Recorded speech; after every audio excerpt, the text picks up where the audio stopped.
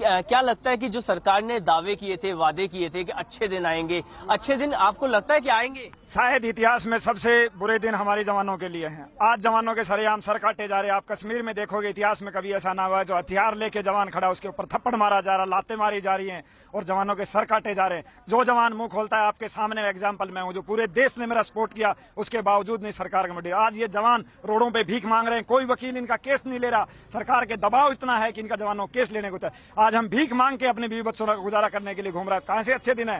काहे के अच्छे दिन? हम ये पूछना चाहते हैं। सरकार ने सर्जिकल स्ट्राइक करी और पाकिस्तान पे बहुत सारे दावे कर रहे हैं कि हमने सर्जिकल स्ट्राइक करी। आपने कहा कि जवानों के सर कट रहे हैं और वही सरकार कह रही है कि हम एक के जगह 4 सर ला रहे हैं या सर्जिकल स्ट्राइक कर रहे हैं। तो ये क्या है? तो एक की जगह 4 से एक भी सर दिखाए सरकार। सर्जिकल जो सरकार ने स्ट्राइक की उस टाइम मैं वहां उसी पोस्ट के अंदर मौजूद था, मैं बता सकता हूं। मैं ये नहीं खुलासा करना चाहता सुरक्षा का मामला कैसी सर्जिकल, ये कोई नई बात नहीं है। हर सरकारें ये काम करती आई है। ये जो फौजा सेना का काम है, ये सरकार जो है बेवकूफ बनाने की जानबूझ के इशू बना रही है। सरकार हमने ये किया वो किया। फौज का वो काम है, वो अपना काम करने दीजिए, लेकिन नहीं तो फिर क्यों जवानों की इतनी हत्याएं हो रही? 700 जवान बीमारी से मर चुके। सरकार क्या इन्होंने क्या ध्यान दिए? आज पैरामिलिट्री के जवानों के इन्होंने कहा था हम 1 रैंक 1 पेंशन देंगे, आपको ये सुविधाएं देंगे, लेकिन कोई सुविधाएं नहीं।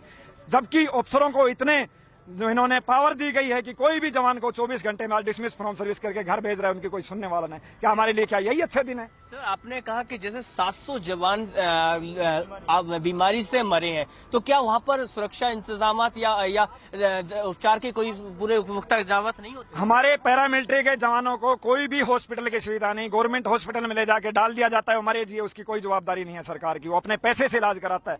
आपने देखा होगा, गवर्नमेंट ने पीछे नक्सली हमला हुआ, कहा था कि 1-1 करोड़ देंगे। आज उन जवानों के परिवारों से पूछो, अभी तक पेंशन तक नहीं मिला। तो सरकार सब ये झूठे वादे कर रही है, पब्लिक को बेवकूफ बना रही है। ये जवान जितने भी जवान है, सब पीड़ित जवान है, सब डिसमिस फ्रॉम सर्विस है, सब झूठे केसों में फंसाएगा। यदि सरकार चाहती है जवानों को भला, तो कमेटी गठित करे और निष्पक्ष जांच कराए। अगर यदि हम 1% भी दोषी हैं तो हमारे को इंडिया गेट के सामने फांसी लगा दे, हम तैयार हैं। जैसा कि आप लोगों ने देखा कि बगैर निष्पक्ष जांच के सरकार